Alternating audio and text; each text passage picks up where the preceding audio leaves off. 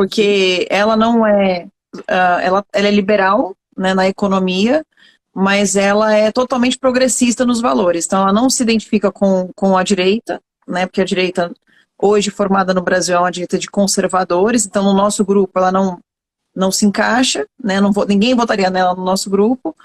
E na esquerda, ela não está se encaixando em lugar nenhum. Então, e ela não se considera de centro também. Então, ela tem todo um pensamento específico dela. Ela seria um caso clássico de candidatura independente, por exemplo, para as pessoas que eventualmente concordem com ela, né? Sim. Ela é um caso clássico. Uhum. Ela é liberal na economia no sentido de algumas reformas, né? Ela é reformista. Mas ela, por exemplo, defende que o Estado não seja mínimo. Então, ela é uma liberal, ainda na liberalidade econômica dela, ela também é diferente. Quer dizer, na verdade, a Tabata, ela não se encaixa, talvez, em nenhum preconceito político, porque ela é liberal em algumas coisas apenas na economia, ela é liberal nos valores, ela não é de esquerda e não é de direita. Então, ela não se encaixa hoje em lugar nenhum, e aí nenhum partido quer. Assim, não digo que nenhum partido quer, né, mas ela está tendo dificuldade. E ela está sendo destratada por todo mundo. Até outro dia, a Defendi, teve gente que falou assim, mas você vai defender a Tabata? Eu falei, caramba, estão xingando ela de vagabunda e tudo mais. Sim, isso é um absurdo. Sentindo traído. Isso é um absurdo total. Não precisa de tanto, né? E eu falei, outra coisa. O debate é político, mas outra coisa, mas o eleitor se sentiu traído, porque ela se vendeu como uma pessoa de esquerda, em que, por exemplo, privatização da Eletrobras não caberia, em que reforma da Previdência não caberia. Então, talvez ela tenha não deixado tão claro para o eleitorado dela como que ela pensava.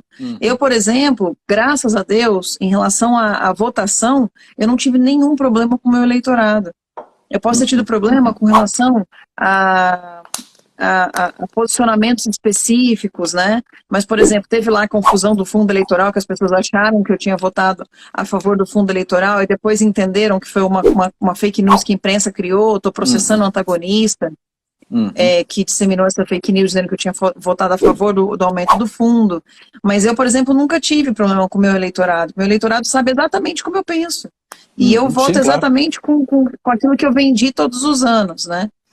Mas casos clássicos, assim, como o dela, realmente são muito importantes para que... E outra coisa, é uma questão de liberdade. Então, você vê, mesmo eu dizendo que em 2022, isso pode mudar em 2026, tá?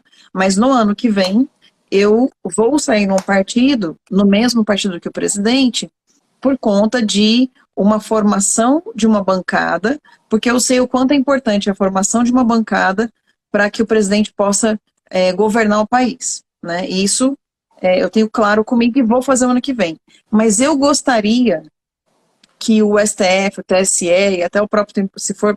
Eu não gostaria que viesse de cima para baixo, eu gostaria que o próprio Brasil tivesse a maturidade de aprovar isso, né? Mas eu gostaria, por exemplo, que você tivesse, quisesse se candidatar a deputado federal e tivesse a oportunidade de vir como candidato independente por uma questão de ideologia sua, se você não se encaixar em nenhum ou se você não conseguir a legenda.